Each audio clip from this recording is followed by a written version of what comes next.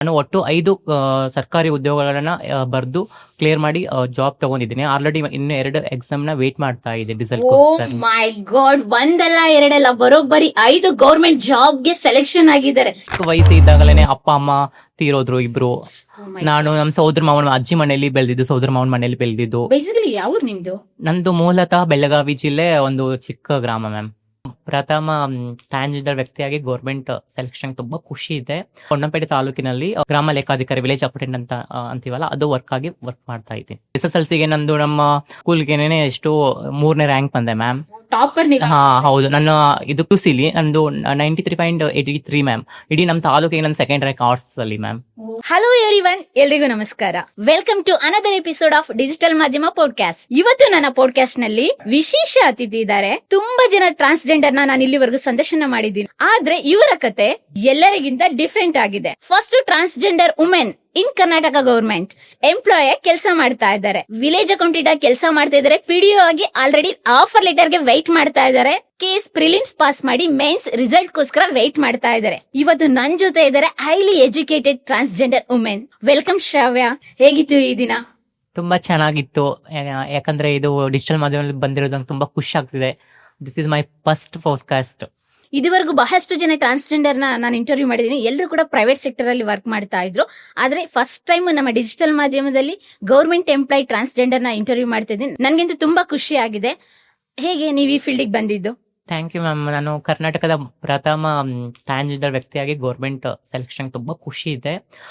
ಅದ್ರ ಹಿಂದೆ ತುಂಬಾ ಸ್ಟ್ರಗಲ್, ಹೋರಾಟ, ಪ್ರಯತ್ನ, ತಿರಸ್ಕಾರ, ಅವಮಾನ ತುಂಬಾ ಆಗಿದೆ.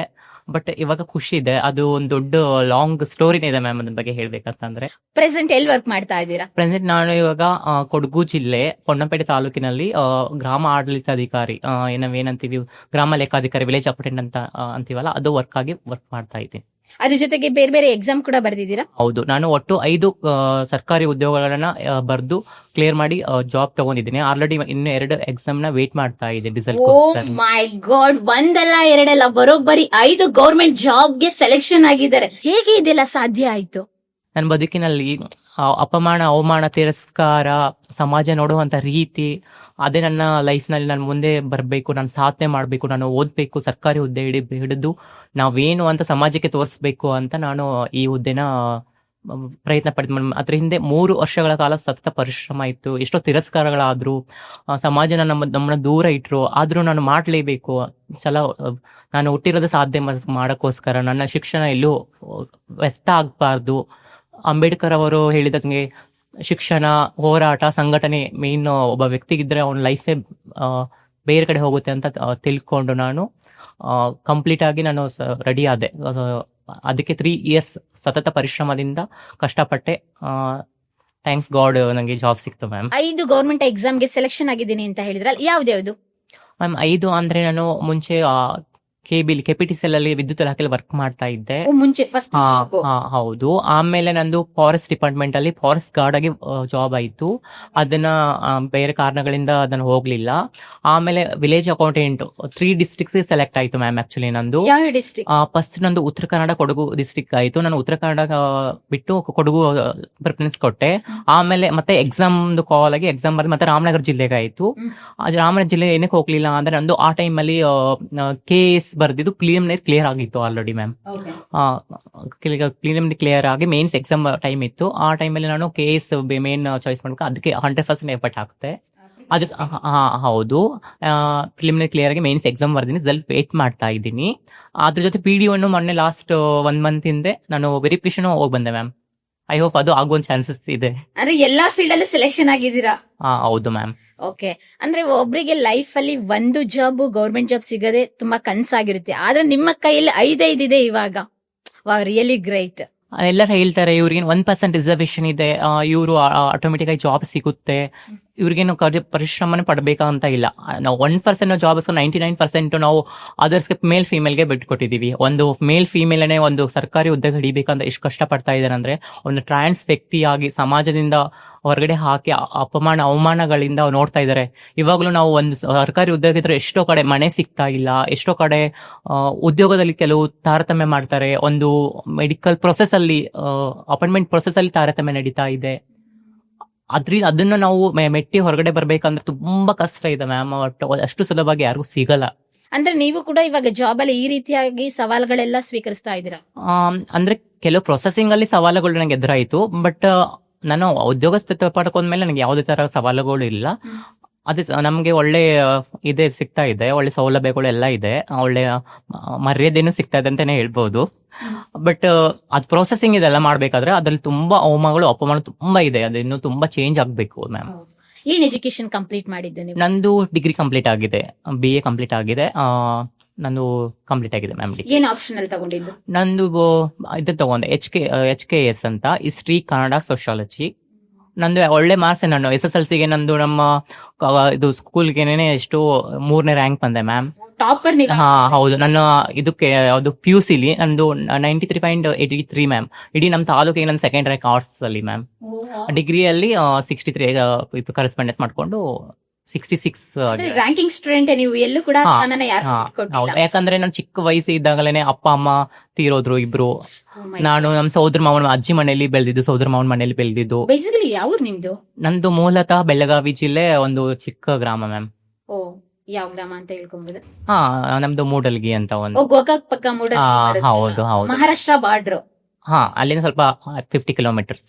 ಓಕೆ. ಹಾಗಾದ್ರೆ ನಿಮ್ಮ ಚೈಲ್ಡ್ಹುಡ್ ಡೇಸ್ ಹೇಗಿತ್ತು? ಅಂದ್ರೆ ತಂದೆ ತಾಯಿಗಳಿಲ್ಲ, ಕಸಿನ್ ಮನೇಲಿ ಬೆಳೀತಾ ಇದ್ದ. ನನ್ನ ಲೈಫ್ ಬಗ್ಗೆ ಹೇಳ್ಬೇಕಂದ್ರೆ ಮ್ಯಾಮ್, ಲೈಫ್ ಒಂದ್ ದೊಡ್ಡ ಪುಸ್ತಕನೇ ಬರೀಬಹುದು, ಒಂದ್ ಮೂವಿನೇ ಮಾಡ್ಬೋದು ಅಂತ ಹೇಳ್ಬೋದು. ಅಷ್ಟು ದೊಡ್ಡ ಸ್ಟೋರಿನೇ ಇದೆ.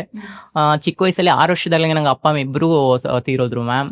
ನಾನು ಹಿಂಗ ನಮ್ಮ ಅಜ್ಜಿ ಮನೇಲಿ ಕಷ್ಟಪಟ್ಟು ಬೆಳೆದು. ಅಂದ್ರೆ ಪ್ರಪಂಚ ಅಂದ್ರೆ ಏನು ಅಂತಲೇ ಗೊತ್ತಿರಲಿಲ್ಲ ಮ್ಯಾಮ್. ಅವಾಗ ನಂಗೆ ಅಮ್ಮ ತೀರೋಗಿದ್ಮೇಲೆ ನಂಗೆ ಯಾವ ತರ ಹೆಂಗ್ ಬದುಕ್ಬೇಕು, ಸಮಾಜದಲ್ಲಿ ನಾವ್ ಹೆಂಗಿರ್ಬೇಕು ಅಂತ ನಂಗೆ ಗೊತ್ತಿರಲಿಲ್ಲ. ನಂಗೆ ಯಾರೋ ಹೇಳೋದು ಅಮ್ಮ ಎಲ್ಲಿ ಹೋಗಿದ್ದಾರೆ ಅಂತಂದ್ರೆ, ಅಮ್ಮ ಎಲ್ಲೋ ಬೇರೆ ಊರಿಗೆ ಹೋಗಿದ್ದಾರೆ ಅಂತ ಅನ್ನೋದು ಮ್ಯಾಮ್. ಆ ತುಂಬದಲ್ಲಿ ನಮ್ಗೆ ಸ್ಟ್ರಗಲ್ ತುಂಬಾ ಕಷ್ಟಪಟ್ಟು, ಅಪ್ಪ ಅಮ್ಮ ಇಬ್ರು ಇಲ್ದೆ ಬದುಕೋದು ಈ ಸಮಾಜದಲ್ಲಿ ತುಂಬಾ ಕಷ್ಟ ಮ್ಯಾಮ್. ಏನಾಗಿ?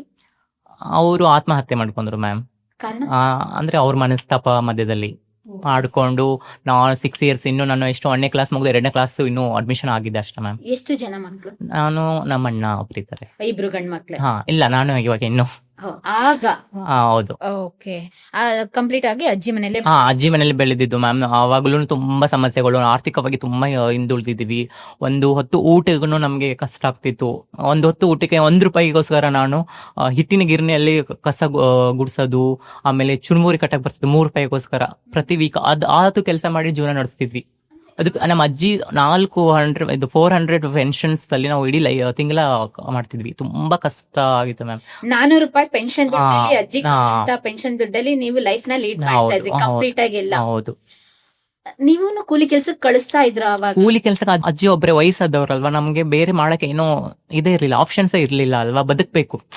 ಇವಾಗ ಬದುಕ್ಬೇಕಂದ್ರೆ ಲೈಫ್ ಹೋರಾಟಕ್ಕೆ ಬೇಕಲ್ಲ ಮ್ಯಾಮ್. ಬದುಕಿಗಾಗಿ ಹೋರಾಟ ಅಂತ ಹೇಳ್ತಾರಲ್ಲ, ಹಂಗೆ ನಮ್ ಬದುಕೋಸ್ಕರ ಹೋರಾಟ ಮಾಡ್ಲೇಬೇಕಿತ್ತು. ಎಲ್ಲ ಮೂಡಲಗಿಲೆ ಓದಿದ್ದು? ಅಲ್ಲೇ ಮ್ಯಾಮ್. ಅಂದ್ರೆ ಕಂಪ್ಲೀಟ್ PUC ತನಕ ಓದಿದೆ. ಡಿಗ್ರಿ ಮಾತ್ರ ಕರೆಸ್ಪಾಂಡೆನ್ಸ್ ಅಲ್ಲಿ ಮಾಡ್ಕೊಂಡಿದ್ದು ಮ್ಯಾಮ್. ಶಂಕರ್ ಘಟಕ, ಶಿವಮೊಗ್ಗದಲ್ಲಿ. ನಿಮ್ಗೆ ಹೇಗೆ ಓದ್ಬೇಕು ಅಂತ ಥಾಟ್ ಬಂದಿದ್ದು? ಯಾಕೆಂದ್ರೆ ನಿಮ್ಮನೇಲಿ ಯಾರು ಕೂಡ ಹೈಲಿ ಕ್ವಾಲಿಫೈಡ್ ಯಾರು ಇಲ್ಲ, ಎಜುಕೇಟೆಡ್ ಆಗಿ. ನಿಮ್ಗೆ ಹೇಗೆ ಥಾಟ್ ಬಂತು? ಯಾಕೆಂದ್ರೆ ನಮ್ಮ ಸುತ್ತಮುತ್ತ ಆ ರೀತಿ ಇದ್ರೆ ನಮ್ಗೆ ಚೈಲ್ಡ್ಹುಡ್ ಡೇಸ್ ಇಂದ ಇನ್ಸ್ಪೈರ್ ಆಗಿ ತಗೊಳ್ತೀವಿ ಅನ್ಕೊಳ್ಳೋಣ. ಬಟ್ ನಿಮ್ಮ ಲೈಫ್ ಅಲ್ಲಿ ಇನ್ಸ್ಪೈರ್ ಆಗಿದ್ದು ಎಲ್ಲಿಂದ? ಇನ್ಸ್ಪೈರ್ ಏನಂದ್ರೆ ಮ್ಯಾಮ್, ನಮ್ಗೆ ಕಷ್ಟಗಳೇನೆ ಲೈಫಲ್ಲಿ ತುಂಬಿದ್ವು. ಅಪ್ಪ ಅಮ್ಮ ಇಲ್ಲ, ಆಮೇಲೆ ಹೊಟ್ಟೆಗೆ ಊಟ ಇಲ್ಲ. ಲೈಫಲ್ಲಿ ನಮ್ಗೆ ಯಾಕೆ ಹಿಂಗೆ ನಾವು ಲೈಫ್ನ, ಅದೇನೋ ಗಾದೆ ಮತ್ತೆಲ್ಲ, ಬಡವನಾಗಿ ಹುಟ್ಟೋದು ತಪ್ಪಲ್ಲ, ಬಡವನಾಗಿ ಸಾಯೋದು ತಪ್ಪು ಅಂತ. ಅವಾಗಲೇ ನಾನು ಅದು ನಿರ್ಧಾರ ಮಾಡಿದೆ, ನನ್ನ ಲೈಫಲ್ಲಿ ಏನಾದ್ರೂ ಮಾಡ್ಬೇಕು, ನಾನು ಹುಟ್ಟಿರೋದು ಸಾಧನೆ ಮಾಡೋಕ್ಕೋಸ್ಕರ ಅಂತ ನಾನು ಥಿಂಕ್ ಮಾಡಿ ಅವಾಗಲೇ ತುಂಬಾ ಕಷ್ಟಪಟ್ಟಿದ್ದು ಮ್ಯಾಮ್. ಒಂದೊತ್ತು ಊಟ ಇಲ್ಲನೂ ನಾನು ಓದ್ಬೇಕು. ನಾನು SSLCಗೆ 100 ರೂಪಾಯಿ ಬಾಡಿಗೆ ಕೊಟ್ಟು ನಾನು ಓದಕ್ಕೆ ಅಷ್ಟು ಕಷ್ಟ ಇತ್ತು ಮ್ಯಾಮ್. ಒಂದು ಪೇಪರ್ ಒಂದು ಪೆನ್ ತಗೊಳಕ್ಕೂ ನಮ್ಮ ಹತ್ರ ದುಡ್ಡು ಇರಲಿಲ್ಲ. ನನ್ಗೆ ನಮ್ ಸ್ಕೂಲ್ ಹೊತ್ತಿಂದಾನೇ ಬಡ ವಿದ್ಯಾರ್ಥಿಗಳು ಅಂತ ದುಡ್ಡು, ಏನು ಬುಕ್ಸ್, ಪೆನ್ನು ಸಹಾಯ ಮಾಡ್ತಿದ್ರು. ಸ್ಕಾಲರ್ಶಿಪ್ ಅಲ್ಲೇ ನಾನು PUC ಅದೆಲ್ಲ ಕಂಪ್ಲೀಟ್ ಮಾಡ್ಕೊಂಡೆ ಮ್ಯಾಮ್. ಓಕೆ. ಒಂದ್ ಕಡೆ ಬಡತನ, ಇನ್ನೊಂದ್ ಕಡೆ ಹಸಿವು, ಇನ್ನೊಂದ್ ಕಡೆ ನಿಮ್ಮ ಅಜ್ಜಿ ಪ್ರೀತಿ ಸಿಗ್ತಾ ಇತ್ತು. ಅದೆಲ್ಲವನ್ನು ಮೀರಿದ್ರು ಕೂಡ ಹೈಸ್ಕೂಲ್ ಲೆವೆಲ್ ಅಲ್ಲಿ ಬಂದಾಗ ಚೇಂಜಸ್ ಇರುತ್ತಲ್ಲ, ಅದೇನಾದ್ರೂ ನಿಮ್ಗೆ ಸವಾಲಾಗಿ ಬಂತ? ಗೊತ್ತಾಯ್ತು ನಂಗೆ. ಆಲ್ರೆಡಿ ನನ್ ಇದು ಪ್ರೈಮರಿ ಇದ್ದಾಗಲೇ ಗೊತ್ತಾಯ್ತು, ಒಂದು ಪ್ರಾಥಮಿಕ ಶಾಲೆಯಲ್ಲಿ ನಂಗೆ ಗೊತ್ತಾಯ್ತು ಇವಾಗ ನನ್ನಲ್ಲಿ ನನಗೆ ಚೇಂಜಸ್ ಆಗ್ತಾ ಇದೆ. ನನ್ಗೆ ಯಾಕೆ ಒಂಥರ ಲೈಕ್ ನನ್ಗೆ ಅಟ್ರಾಕ್ಷನ್ ಜಾಸ್ತಿ ಹುಡುಗಿರ ಜೊತೆನೇ ಇರ್ತಿದ್ದೆ, ಹುಡುಗರ ಜೊತೆನೇ ಆಟ ಆಡ್ತಿದ್ದೆ. ಲೈಕ್ ನಮ್ಮ ಮನೇಲಿ ಹೇಳೋರಿಗೆ, ನೀನು ಹುಡುಗಿರ ಜೊತೆನೆ ಅಂದ್ರೆ ಅಕ್ಕಪಕ್ಕದವರೆಲ್ಲ ಹೇಳೋರಿಗೆ, ಏನಕ್ಕೆ ನೀನು ಹುಡುಗಿರ ಜೊತೆನೆ ಜಾಸ್ತಿ ಇರ್ತೀಯಾ. ಅವ್ರ ಕೆಲಸ ಮಾಡೋದು, ರಂಗೋಲಿ ಹಾಕೋದು, ಹೂವೆಲ್ಲ ಕಟ್ಟೋದು, ಆ ತರ ಜಾಸ್ತಿ ಅಡಿಗೆ ಮಾಡೋದು, ಆಟ ಆಡೋದು. ಎಲ್ಲ ಹುಡುಗರ ಜೊತೆ ಥ್ರೋಬಾಲ್ ಆಡಕ್ ಹೋದ್ರೆ ನಾನು ಇದು ಹುಡುಗರೆಲ್ಲ ಕಬಡ್ಡಿ ಆಡಕ್ ಹೋದ್ರೆ ನಾನು ಥ್ರೋಬಾಲ್ ಆಡಕ್ ಹೋಗ್ತಿದ್ದೆ ಹುಡುಗರ ಜೊತೆ. ಓಕೆ, ಯಾಕೆಂದ್ರೆ ನಿಮ್ಮಲ್ಲಿ ಹಾರ್ಮೋನ್ಸ್ ಹೌದು, ಅವಾಗ್ಲೇ ನನ್ಗೆ ಗೊತ್ತಾಯ್ತು. ಐಡೆಂಟಿಫೈ ಆಯ್ತು. ನನ್ಗೆ ಗೊತ್ತಾಯ್ತು, ಬಟ್ ನಾನು ಎಕ್ಸ್ಪ್ಲೋರ್ ಮಾಡ್ತಿರ್ಲಿಲ್ಲ. ಅಂದ್ರೆ ನಾನು ಇದೇ ತರ ನನ್ ಬಗ್ಗೆ ಏನ್ ತಿಳ್ಕೋದ, ನಾನೇನು ಸ್ಪೆಷಲ್, ನಾನು ಒಬ್ಳೆ ಈ ತರ ನೀನು ಸಮಾಜದಲ್ಲಿ ಅಂದ್ಕೊಂಡು ಆ ತರ ನಾನು ಇದ್ ಮಾಡ್ತಿದ್ದೆ ಮ್ಯಾಮ್. ಕಂಪ್ಲೀಟ್ ಆಗಿ ನಿಮಗೆ ಗೊತ್ತಾಗಿದೆ ಅವಾಗ? ಗೊತ್ತಾಯ್ತು ನನ್ಗೆ, ಆಲ್ರೆಡಿ ಹೈಸ್ಕೂಲ್ ಬಂದಾಗ ನಂಗೆ ಕಂಪ್ಲೀಟ್ ಆಗಿ ಗೊತ್ತಾಯ್ತು. ಅವಾಗ ನಿಮ್ ಎಜುಕೇಶನ್ ಡಿಸ್ಟರ್ಬ್ ಆಗ್ಲಿಲ್ಲ? ನಾನು ಆವಾಗ್ಲೂ ನಂಗೆ ಮೈಂಡ್ ಎಲ್ಲ ಸ್ವಲ್ಪ ಚಂಚಲ ಆಗ್ತಿತ್ತು, ಬಟ್ ನಾನು ಎಜುಕೇಶನ್ ಹಂಗ ತುಂಬಾ ಕಷ್ಟ ಪರಿಸ್ಥಿತಿ ಅಲ್ವಾ. ನಾವು ಹೊಟ್ಟೆಗೋಸ್ಕರ ಮಾಡ್ಲೇಬೇಕು ಅಂತ ದುಡ್ಡು, ನಾನು ಚೆನ್ನಾಗಿ ಓದಿದ್ರೆ ನಮ್ಮ ಅಜ್ಜಿ ಹೇಳೋದು, ನೀನ್ ತುಂಬಾ ಚೆನ್ನಾಗಿ ಓದು, ನಿನ್ಗೆ ಯಾರು ಅಪ್ಪ ಅಮ್ಮ ಇಲ್ಲ, ನಿನ್ ಕಾಲ್ ಮೇಲೆ ನಿಂತ್ಕೊಂಡ್ರೆ. ಅಂದ್ರೆ ನಿಮಗೆ ಬೆಸ್ಟ್ ಮೋಟಿವೇಶನ್ಸ್ ಯಾರು ಅಂತ ಹೇಳಿದ್ರೆ ನಿಮ್ಮ ಅಜ್ಜಿನೇ ಯಾವಾಗ್ಲೂ ಇನ್ಸ್ಪೈರ್ ಹೌದು, ಬಟ್ ದುರದೃಷ್ಟ ಅವ್ರು ಈ ನಾವು ಒಳ್ಳೆ ಮೂಮೆಂಟ್ ಎಲ್ಲ ಅವ್ರಿಲ್ಲ ಅನ್ನೋದೇ ನಂಗೊಂದು ತುಂಬಾ ಆಯ್ತು ಮ್ಯಾಮ್. ಫೆಬ್ರವರಿ ಟೈಮಲ್ಲಿ ಅಂದ್ರೆ ನಿಮ್ ಜಾಬ್ ನೋಡಿದ್ರು ನೀವು? ಹೌದು, ಅವ್ರು ನನ್ ಕೇಸ್ ಫಿಲಿಮ್ಸ್ ಕ್ಲಿಯರ್ ಮಾಡಿದಾಗ್ಲೂ ಹೇಳ್ತಿದ್ರು, ಏನಂತ ನಂಗೆ ದೊಡ್ಡ ಜಾಬ್ ಇಟ್ಟಿದ್ಯಲ್ವಾ ಅಂತ. ತುಂಬಾ ಆಸೆ ಇತ್ತು, ನಾನು ಅವ್ರು ತುಂಬಾ ಚೆನ್ನಾಗಿ ನೋಡ್ಕೋಬೇಕು ಅಂತ ಆಸೆ ಮ್ಯಾಮ್. ನನ್ಗೆ ಒಂದು ಡ್ರೀಮ್ ಇದೆ, ಅಂದ್ರೆ ಈಗ ನಂತರ ಅನಾಥ ಮಕ್ಕಳು ಯಾರು ನೋವು ಪಡ್ಬಾರ್ದು. ನಂತರ ನಮ್ಮ ಅಜ್ಜಿಗೂ ತುಂಬಾ ಕಷ್ಟಪಟ್ಟಿದ್ದಾರೆ ಪಾಪ. ಅವ್ರು ಅಜ್ಜಿ ಹತ್ರ ನಂತರ ಮಂಗಳಮುಖಿ ಅವ್ರಿಗಂತ ಏನೋ ಒಂದು ನನ್ನ ಲೈಫಲ್ಲಿ ಏನಾದ್ರು ಒಂದು ಸೋಷಿಯಲ್ ವರ್ಕ್ ಮಾಡಿ ಏನಾದ್ರು ಒಂದು ಸಮಾಜಕ್ಕೆ ಅವೇರ್ನೆಸ್ ಮೂಡಿಸಿ ಒಂದು ಕಲ್ಯಾಣ ಕಾರ್ಯಕ್ರಮಗಳನ್ನ ತಗೊಂಡ್ಬರ್ಬೇಕಂತ ತುಂಬಾ ಆಸೆ ಇದೆ ಮ್ಯಾಮ್. ಯಾಕಂದ್ರೆ ನಾನು ಎಲ್ಲಾ ತರನ ಲೈಫ್ ನೋಡಿದ್ದೆ, ಅಪ್ಪ ಅಮ್ಮನ ಪರಿಸ್ಥಿತಿ ನಾನು ನೋಡಿದ್ದೀನಿ. ಒಬ್ಬ ಅನಾಥೆ ಆಗಿ ಒಬ್ಳು ಅಂದ್ರೆ ಅಜ್ಜಿಗೆ ಯಾರು ಮಕ್ಳು ಇದ್ರು ಅವ್ರು ಸರಿಯಾಗಿ ನೋಡ್ಕೊಳ್ಳಿಲ್ಲ ಮ್ಯಾಮ್. ಆದ್ರೂ ವೃದ್ಧರ ಪರಿಸ್ಥಿತಿಗಳು ಹೆಂಗಿದೆ, ಮಂಗಳಮುಖಿಯರ ಜೀವನ ಹೆಂಗಿದೆ ಅಂದ್ರೆ ಎಲ್ಲರೂ ಬಲಿಪುಷಿ ಆಗಿದ್ದೀನಿ ನಾನು. ಅದಕ್ಕೋಸ್ಕರ ನಾನೆಲ್ಲ ಲೈಫ್ ಅದಕ್ಕೋಸ್ಕರ ಸಮಾಜದಲ್ಲಿ ನಾನು ತೋರಿಸ್ಬೇಕು, ಮಾದರಿ ಆಗ್ಬೇಕು. ನಂತರ ಅನಾಥ ಮಕ್ಳಿಗೂ ಇದಾಗ್ಬೇಕು, ಮಂಗಳಮುಖಿಯರಿಗೂ ಒಂದು ಇನ್ಸ್ಪೈರ್ ಬೇಕಂತ ಮುಂಚೆಯಿಂದ ತುಂಬಾ ಇತ್ತು ಮ್ಯಾಮ್. ಅಂದ್ರೆ ಆಲ್ರೆಡಿ ನೀವು ಇವಾಗ ಮಾದರಿಯಾಗೇ ಇದ್ದೀರಾ.